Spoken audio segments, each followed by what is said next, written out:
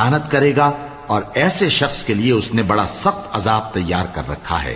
مومنو، جب تم اللہ کی راہ میں باہر نکلا کرو تو تحقیق سے کام لیا کرو، اور جو شخص تم کو سلام کرے اس سے یہ نہ کہو کہ تم مومن نہیں ہو، کہ اس سے تمہاری غرض یہ ہو کہ دنیا کی زندگی کا فائدہ حاصل کرو۔ سو اللہ کے پاس بہت سی غنیمتیں ہیں، تم بھی تو پہلے ایسے ہی تھے، پھر اللہ نے تم پر احسان کیا، چنانچہ آئندہ تحقیق کر لیا کرو۔ بے شک جو عمل تم کرتے ہو اللہ کو سب کی خبر ہے۔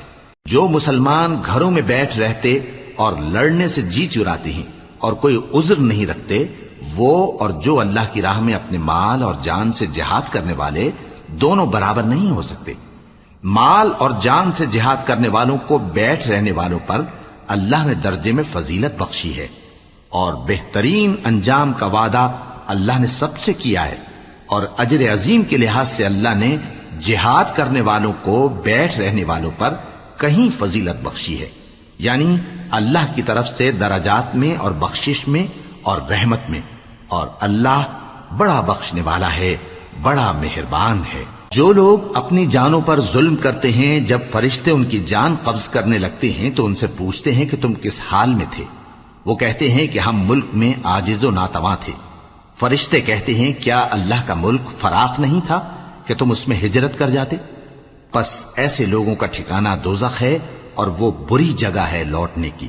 ہاں، جو مرد اور عورتیں اور بچے بے بس ہیں کہ نہ تو کوئی تدبیر کر سکتے ہیں اور نہ رستہ ہی جانتے ہیں، تو قریب ہے کہ اللہ ایسوں کو معاف کر دے، اور اللہ بڑا معاف کرنے والا ہے، بڑا بخشنے والا ہے۔ اور جو شخص اللہ کی راہ میں گھر بار چھوڑ جائے وہ زمین میں بہت سی رہنے کی جگہ اور کشائش پائے گا، اور جو شخص اللہ اور اس کے رسول کی طرف ہجرت کر کے گھر سے نکل جائے پھر اس کو موت آ پکڑے تو اس کا ثواب اللہ کے ذمے ہو چکا، اور اللہ بڑا بخشنے والا ہے، بڑا مہربان ہے۔ اور جب تم سفر کو جاؤ تو تم پر کچھ گناہ نہیں کہ نماز کو کم کر کے پڑھو، بشرطے کہ تم کو خوف ہو کہ کافر لوگ تم کو ستائیں گے، بے شک کافر تمہارے کھلے دشمن ہیں۔ اور اے پیغمبر، جب تم ان مجاہدین کے لشکر میں ہو اور ان کو نماز پڑھانے لگو تو چاہیے کہ ان کی ایک جماعت تمہارے ساتھ مسلح ہو کر کھڑی رہے، جب وہ سجدہ کر چکے ہیں تو تم سے پیچھے چلے جائیں، اور دوسری جماعت جس نے نماز نہیں پڑھی ان کی جگہ آئے اور ہوشیار اور مسلح ہو کر تمہارے ساتھ نماز ادا کرے۔